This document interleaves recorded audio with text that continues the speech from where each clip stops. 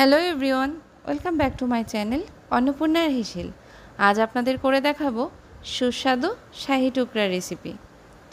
তার জন্য আমি সবার প্রথমেই কড়াইয়ে ফুল ফ্যাট মিল্ক নিয়ে নিচ্ছি 700 ml, আর দিয়ে দিচ্ছি হাফ কাপের থেকে কিছুটা কম চিনি। এবার সব কিছু একটু মিশিয়ে নিয়ে গ্যাসটা অন করে দেব, আর ফ্লেমটাকে মিডিয়ামে রেখে দুধটা জাল করে নেব। দুধ জাল হতে হতে এখানে আমি 1 কাপ জলে হাফ কাপ চিনি দিয়ে একটা শিরা করে নেব। শিরার তার করতে হবে না, শুধু চিনিটা গলে গেলেই হবে। দুধটা ফুটে উঠেছে, এবার এখান থেকে কিছুটা দুধ আমি তুলে নিচ্ছি। তুলে নেওয়া দুধে এবার দিয়ে দিচ্ছি কেশর। কেশরটাকে ভালো করে মিশিয়ে নেব। কেশর না থাকলে অল্প একটু কেওড়ার জল ব্যবহার করতে পারেন।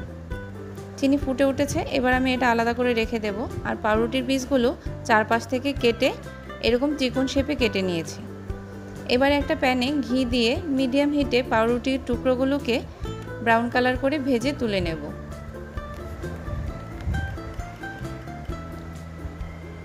সবগুলো পাউরুটি এভাবে উল্টে পাল্টে ব্রাউন কালার করে ভেজে তুলে নিচ্ছি। দুধটা অর্ধেক শুকিয়ে এসছে, এবার এখানে আমি দিয়ে দিচ্ছি কনডেন্স মিল্ক, আর তার জন্যই আমি প্রথমে চিনিটা কম দিয়েছিলাম। একটু ভালো করে মিশিয়ে নেব। এবার এখানে আমি দিয়ে দিচ্ছি এলাচ গুঁড়ো, দিয়ে আর একটু ভালো করে মিশিয়ে নিচ্ছি।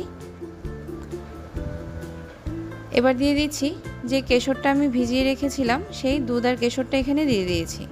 এই পর্যায়ে যদি কেশর না থাকে, এইখানটাই সামান্য কেওড়ার জল ব্যবহার করলেই হবে। দুধ ঘন হয়ে এসছে, এবার এটা নামিয়ে নেব। আমি চিনির শিরাটাকে আরেকটু গরম করে নিয়েছি। নিয়ে পাউরুটিগুলো একটু একটু ডিপ করে তুলে নেব। বেশিক্ষণ রাখতে হবে না, ডিপ করে সাথে সাথে তুলে নিলেই হবে।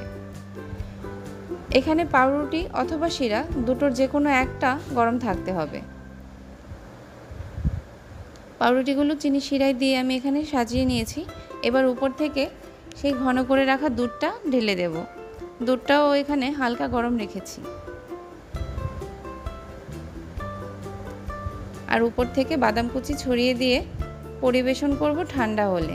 ব্যাস, তাহলেই তৈরি হয়ে গেল সুস্বাদু পাউরুটির শাহি টুকরা। আমার রান্না যদি আপনাদের ভালো লাগে তাহলে please like, share and subscribe my channel.